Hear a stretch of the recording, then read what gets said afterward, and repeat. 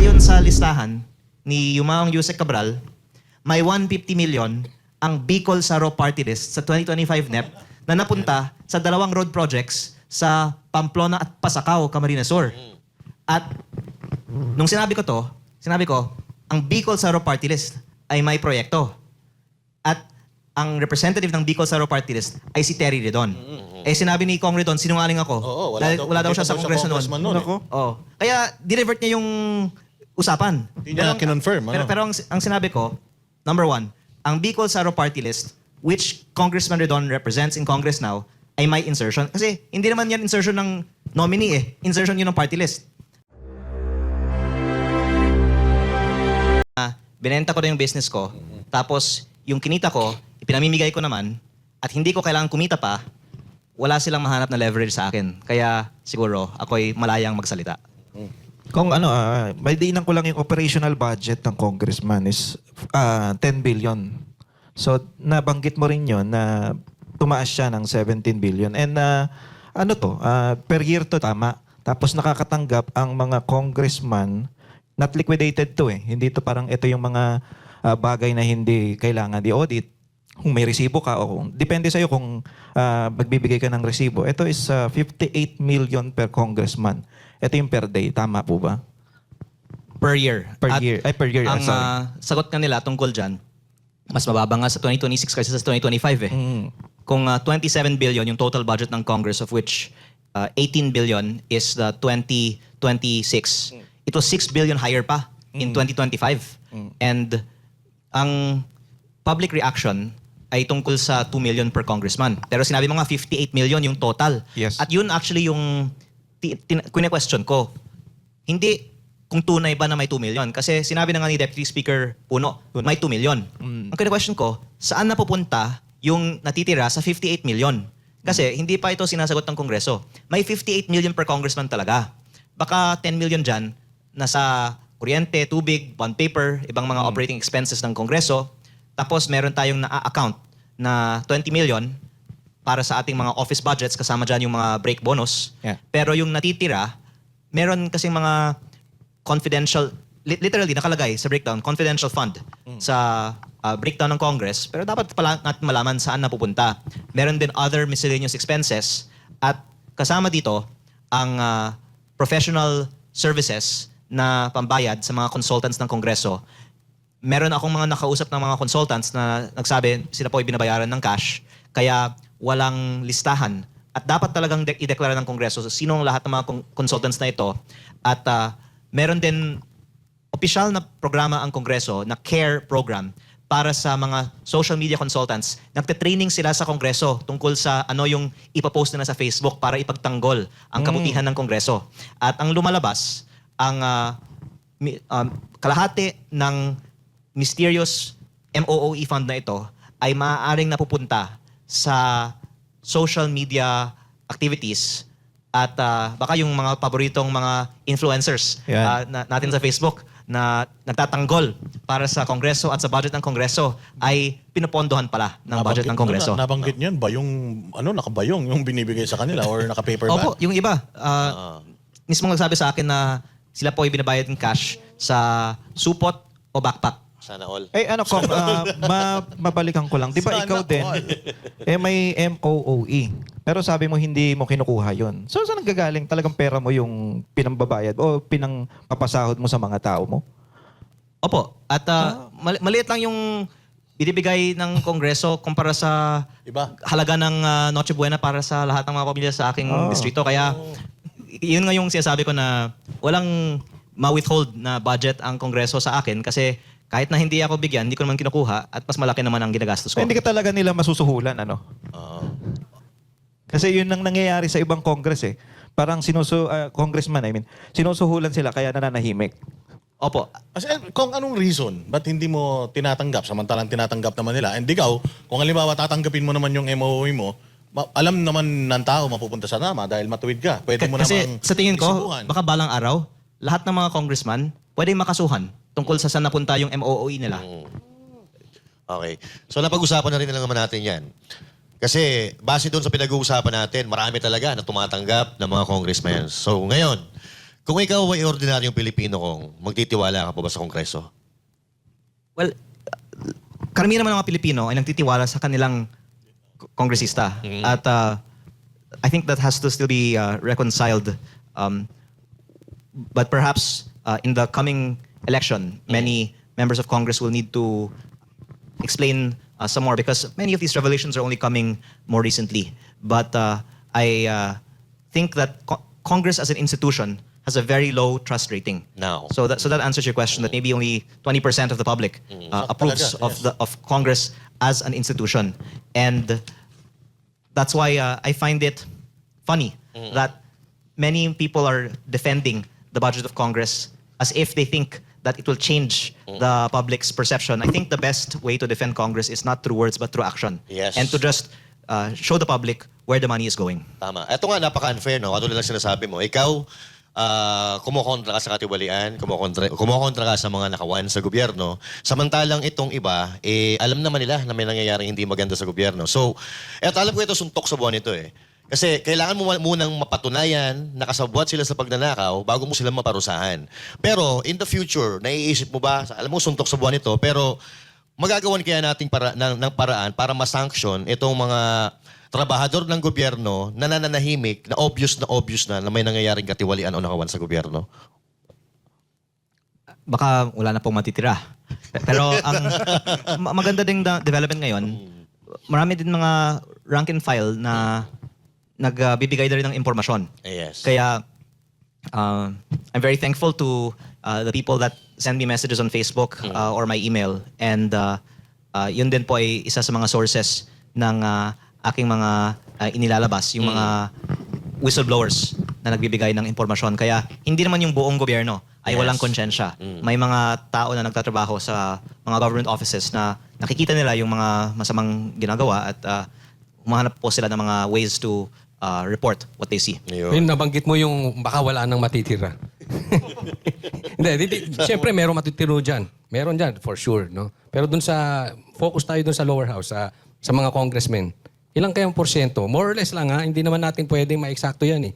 Meron pa bang kalahati dyan ng matino? 10%, 20%, 30%? May mga congressman kahit na matagal nang nasa Congress na talagang hindi tumatanggap ng kickback. Dahil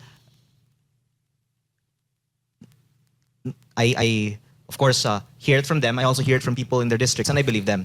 Pero I guess they also are not confrontational to stop the actions happening in their district engineering offices. Parang hindi lang nila papakialaman yung corruption. Kaya yung nangyayari, yung mga district engineering office staff ng DPWH ang kumukuha ng porsyento sa mga proyekto. Dahil syempre yung kausap naman ng contractor at yung mga nagbabayad sa contractor ay yung DPWH office. Depende na lang sa kanila kung may i-remit nila sa congressman. Kaya ako natanong kung ilang porsyento kasi para makita natin gano'n na ba kalalim talaga ang problema natin dun sa sistema. Pero ang point ko is actually, sa buong bansa, meron talagang kickback sa DPWH. The question lang is kung sa ilang mga distrito, may mga hindi nagre-remit sa congressman. Pero hindi pwedeng i-deny na may kickback sa lahat ng mga opisina ng DPWH sa buong bansa. At ang proof dyan, yung testimony mismo ni dating Yusek Roberto Bernardo. Pero in terms of in Congress, I guess there are many also who are not partaking in that themselves. But I think the problem for the whole flood control investigation is when you implicate a few members of Congress who have dealings with many members of Congress, talagang maraming mga madadawit dyan. And I am very curious to see in the next few weeks how they will file charges on a few who have dealings with many. And if eventually it will either mean that many will have to be involved or they will have to make some reason why not is it everyone safe to will be say affected. na itong ghost projects, itong flood control projects anomaly, it started on the 19th Congress? Ang sinasabi naman ay hindi pa ako napanganak at corruption na ang DPWH, di ba? At ang difference lang is the amount. Nung araw, di ba, 70 million per congressman, 200 million per senator. Eh ngayon, baka times 20 ng mga halaga na yan. At ang nangyayari lang, lumaki yung buong government budget. Nung baka 2016, 1 trillion lang ang Yan. GAA. Tapos baka by 2022, naging 4 trillion ba? Pero umabot na sa 6.7 trillion ngayong 2026. At as a percentage of GDP, it went from 14% to now 22 or 23%. And the solution, I think, is just to lower government spending. But as long as there is no strong public pushback to it, the temptation is for whoever is making the budget to make the budget as big as possible. Because I guess you want to maximize what you can while you're in the position. Okay, so these are the 10 top government agencies with biggest allocation in 2026. Department of Education, Department of Public Works and Highway, Department of Health, at et cetera, et cetera. Do you agree? Is this fair para sa inyo or Yes, the ano masasabi niyo dito sa budget? budgets are publicly disclosed naman. And in 2025, the DPWH actually exceeded the DepEd, if I'm not mistaken. In 2024, by even more so, kasi that's only the programmed appropriation. Meron yes. pang unprogrammed appropriation. By the way, this is one thing na dapat mabuksan pa in the coming weeks. Yung pinaka-worst na katiwalian sa DPWH ay hindi pa na nabubuksan. Kasi yung unprogrammed appropriation na nanggaling sa PhilHealth funds ay napunta majority sa flood control. Ang natitira naman sa iba pang mga dubious projects. Kahit sa sarili kong distrito, meron din mga projects na ito. At yung mga programmed appropriation, ang Congress ang nag-select ng projects. At may mga paliwanag, requested sila by the local government units. Ang congressman ay identified as the proponent for many of the projects. Pero yung unprogrammed appropriation, it's already a fact that galing yan sa PhilHealth Fund. It was so important to divert the PhilHealth and the PDIC to fund these projects. Pero hindi pa nabubuksan ano yung 214 billion pesos of DPWH projects that were funded by unprogrammed appropriation. At ang lumalabas nga po, majority was flood control and almost all of it is substandard. At ang tanong, sino ang pumili ng 214 billion pesos of DPWH projects that had to be funded from unprogrammed appropriation? So I think that will be one of the biggest things that na bubuksan pa sa mga susunod na mga linggo. Ayun. So, ang problema talaga natin, unprogrammed, doon talaga nanggagaling yung ano eh. Kumbaga ito ang nagiging tambayan ng mga korrupt na politiko, yung unprogrammed fund. Kasi ito, unliquidated ito eh. Kumbaga, they can spend it anytime they want lang na, ano lang eh, kumbaga, ano ba, certification lang? Ito yun, di ba? Similar siya sa programmed, except yung program dumaan sa Kongreso.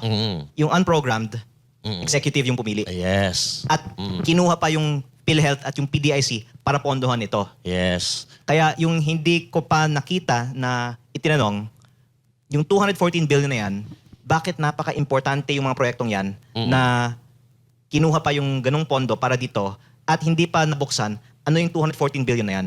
Ayun. Ang lumalabas, karamihan po ay flood control.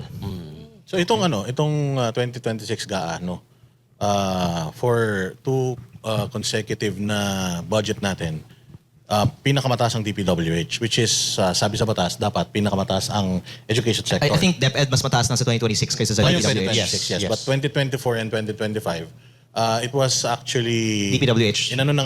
in-expose siya ni Yes. Congressman Arnie Teves before na mas mataas ang budget ng DPWH. Two consecutive 24 and 25. In 26, mas mataas na ang budget ng Department of Education sa programmed program tawag dito, appropriations ba tawag dito. So sa mga unprogrammed, makikita ba natin dun sa mga unprogrammed appropriations nila na I parang think, lumalabas kalahati yung agwat ng... Tinigilan na rin yung unprogrammed DPWH projects kahit sa 2025 nung nagalit ang publiko tungkol sa unprogrammed in the late part of 2024, sa 2025 tinigil na. And itong 2026 sa na budget, 2026, I think wala nang unprogrammed funded by DPWH. Pero yung 2024 na unprogrammed ay ongoing pa. So this is a little bit technical already, pero yung isang pinananawagan ko ay sana kung tunay na gusto nating tigilan ng korupsyon, dapat yung mga proyekto na proven na funded by corruption and involved in corruption ay ikansela. Pero despite all of the investigations on certain projects, hindi pa nga kinansela ang mga ongoing projects na ito. So wala pa. May mga nagsasabi baka dahil binayaran na ang mga proyektong ito. So ito, dapat may nagbabantay dito eh. Pero itong Senate kasi, may napanood akong balita na parang wala nag-pick up eh. Pero napanood ko ito one time na yung Senate daw ay hindi na nila itatouch. Hindi sila makikialam sa budget, ipapaubayan nila sa executive, no? At magtatayo daw sila ng parang oversight committee. So, ito ba'y makakatulong kung sila-sila lang na naman gagawa, tulad ng ICI? Sila-sila din lang gumawa. Alam ba, sinasabi nga ng publiko na sila ang may kagagawan, pero sila rin mag-iimbestiga.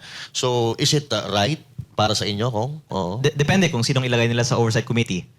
Ang mangyayari nito, sila-sila din na naman na maglalagay kung ng mga tao doon sa oversight committee.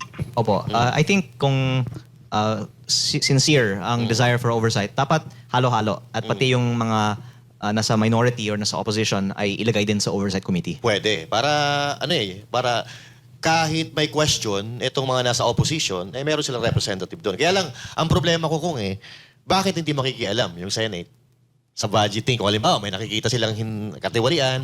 I think they will be in the oversight committee naman din. Both houses will be there. Pero dapat pati yung minority Meron din, ay dapat. meron din representation sa oversight committee. I see. Kong, yung DPWH, tinanggal daw nila yung mga flood control projects, pero nagdagdag naman sila from the original budget na 16 billion, nagdagdag sila ng 17 billion para sa farm to market road. Parang nabanggit nyo rin before na panibagong flood control scandal or scam na naman to. Ayun. Opo. Yung farm to market roads, well known to be a source of corruption dahil mahirap din na i-audit ang mga ganyang klaseng mga proyekto na nasa bukid na baka dahil maliit, hindi siya kasing nababantayan. At sa aking distrito, kulang na kulang ang alokasyon ng farm to market roads. Pero inalok ako ni Congressman Garjola ng farm to market roads basta siya ang PPD ng contractor. Kaya ako nagreklamo din tungkol sa farm to market roads kasi alam ko na hindi naman equitable din ang distribution yan at kung may discretion, may temptation na yung nag-allocate, ibebenta na lang niya sa contractor yung alokasyon. Pero yung mas malaking halaga ay nasa asphalt overlay. At ang ipinagmalaki ng DPWH nung Nobyembre, ang sinabi nilang pinakamalaking reforma na gagawin nila ay ang pagbaba ng presyo ng mga construction materials by up to 50%. Ang pinakamalaking ibinaba ay nasa presyo ng asfalto by up to 67% pa nga. Pero nung Disyembre ay ibinalik yes. sa dating presyo. In the end, I think binawasan ng konti. Parang sa aking distrito, nagsulat ako sa Committee on Accounts, Appropriations, kung pwedeng ibaba ng 25 to 30% ang presyo ng mga road projects in general, yung mga asphalt projects by 50%. Pero kahit na nagsulat ako na ibaba ang presyo ng mga proyekto sa aking distrito, in-apply pa yung mas mataas na mga presyo dahil baka ayaw nila na may isang distrito na may mababa kumpara sa iba. Pero ang own estimate of DPWH shows that the asphalt projects are, on average, 100% overpriced. And for us to then approve the budget with those prices, na ang sinabi nila, kung hindi natin naaprubahan, baka babagsak ang ekonomiya. Hindi yun totoo. Unang-una, dahil yung recomputed prices ay based on market, based on their estimates, based on private sector din naman. At kung masyadong mababa, edi iparibid mo at that point sa mas mataas na presyo. Pero very suspicious talaga sa akin na talagang ipinaglaban na ibalik ang mga mataas na mga presyo nung Desyembre. At yun din po ay isang reflection na may bias towards spending ang mga opisyalis sa ating gobyerno at hindi nila iniisip na galing naman yan sa utang. Alam niyo naman po na 1.6 trillion pesos ang ating deficit sa 2025. Yan po ay itong utang natin. Akala ng mga iba, pag hindi gumastos ang gobyerno, nawawalan ang bansa. Pero sa makatwid kung ito ay farm to palace road. opo, hindi naman po libre ang mga proyektong yan eh. Inuutang lang natin ito. Kaya kung nabawasan ang ating spending, the good side is nabawasan din ang ating inuutang. 'Di ba? Pero ang gusto ko lang constructively i-espouse sa Congress this year, kahit wag na tayong magturoan na magnanakaw ka, may corruption dito, bawasan na natin ang ating ginagastos. Pero ang pinaka hindi mo maririnig na salita sa Kongreso ay bakit Magtipid. na lang natin hindi bawasan ang budget o magtipid? Kasi yung nangyari, ipinagmalaki, na wala ng flood control. Yung 255 billion pesos, inilipat sa Tupad, AIX, MAIP, Yun. Farm to Market Road, There is. yung pagbayad ng 60 billion sa PhilHealth. Lipat lang. Pero, yung initial budget naman, wala yung mga bagay na yan eh. Kaya bakit hindi na lang yung 255 na yun, tipid. At yung 6.7 naging 6.5. Doon ko po nakikita na yung biggest issue facing our country is the spending, because I'm sorry to go into this more technical discussion here, but the country's deficit to GDP of 6% is already above the recommended levels, especially because our GDP growth is now gonna be just 4% or even less. Sabi daw mag 3 something pa nga. And then the debt to GDP is already 64. It will approach 70 maybe by next year because we keep on borrowing more than our growth is supporting.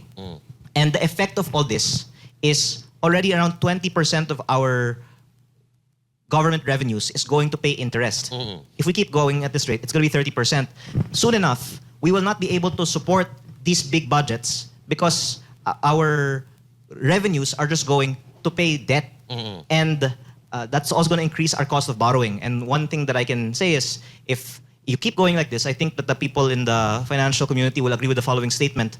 By 2027, the Philippines will have a credit downgrade. Nako. In the last two administrations, the boon to the economy was we had credit upgrade, kaya dumami ang ating foreign investment.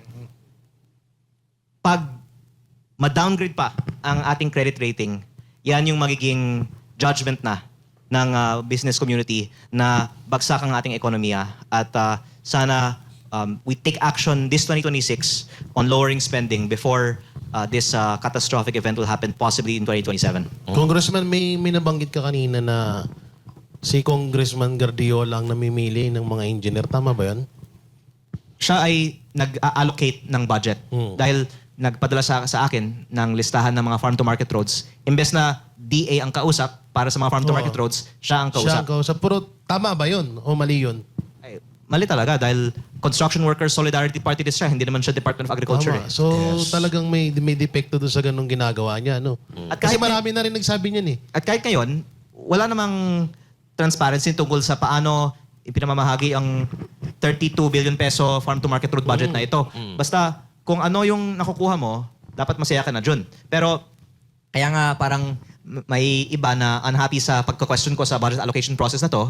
Kasi sa Congress, basta bibigyan ka ng farm-to-market road, dapat manihimik ka na. Tungkol sa Ganun na allocation yung- ng ganun na yung farm-to-market rules road. ngayon. Meron ka na sa'yo. Pero gusto ko malaman, magkano sa kanya? At bakit yan ang ibigay sa kanya at ito ang nabigay sa bawat isa? Anong meron kay Congressman Gardiola? Bakit parang sinasabi ng iba na madami namang mga contractors din na mga congressman, pero bakit siya yung talagang nakafocus ka? Siya yung pinakamalaki ngayon. Dahil ang ICI nagsabi sa akin, number 1 si Zaldico, number 2 si Garjola, number 3 si Diskaya.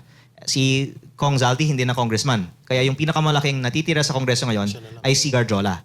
At siya din ay kababayan ko. At kinausap ko mismo tungkol sa mga proyekto sa aking distrito dahil meron siyang mga proyekto sa dalawang bayan sa aking distrito. Isa doon, pinakiusap niya sa akin na ipapayag ang LGU na gawing asfalto over concrete treated base instead of straight concreting ng road. Dahil ang sinabi sa akin nga ng aking district engineer, mas mabilis ang trabaho pag asphalt kaysa concrete. Pero mabuti din kung ang ibang mga congressman at ibang mga contractors ay isasama din natin kung maaari po. Pero baka one at a time. Pero may isa din na rin akong nabanggit. Dahil yung pinakamalaking contractor actually sa aking distrito over the years. Si Kong Garjola kasi recently dumami ang kontrata niya sa aking distrito. Pero over time, yung pinakamalaki ay isang kumpanya, ang pangalan GCI. At meron din isa siyang company, Bicol Gold Rock, owned by the Ebasco family from Camarines Sur. Kaya ko ito nabanggit, kung paari kong linawin ito. Ang isa sa mga kasamaan ko sa Kongreso, sinabi ko, lahat ng mga congressman at party list ay pwedeng mag-submit ng project na isasama ng DPWH sa NEP. At ayon sa listahan ni Yumaong Yuse Cabral, may 150 million ang Bicol Saro party list sa 2025 NEP na napunta sa dalawang road projects sa Pamplona at Pasacao, Camarines Sur. At nung sinabi ko, ang Bicol Saro Party List ay may proyekto. At ang representative ng Bicol Saro Party List ay si Terry Redon. Eh sinabi ni Kong Redon, sinungaling ako. Oo, Dahil wala daw siya sa Kongreso congressman noon. noon eh. Oh. Kaya dinivert niya yung usapan. Hindi niya kinonfirm, ano? Pero ang sinabi ko, number one, ang Bicol Saro Party List, which Congressman Redon represents in Congress now, ay may insertion. Kasi hindi naman yan insertion ng nominee eh. Insertion yun ng party list. Pangalawa, the point I'm making is, yung dalawang insertion, yung buong insertion ng Bicol Saro ay napunta sa isang contractor, si Bicol Gold Rock, na siya din ang pinakamalaking contractor. Kung hindi po ako nagkakamali, humigit 40 billion pesos ang contracts nito sa Kamsur, mga 6 billion sa unang distrito ng Batangas. Isang contractor. At maaaring tignan kung may kaugnayan ang Ibasco family companies sa mga principals ng Bicol Saro Party List. At just earlier actually, I saw si Congressman Nelson Legacion ng Kamsur ay nagbigay ng speech tungkol sa Maharlika Highway going to Bicol. Yes. And mukhang maraming mga taga Bicol na nag-like ng kanyang speech. What yes. can you say about Maharlika Highway, sir?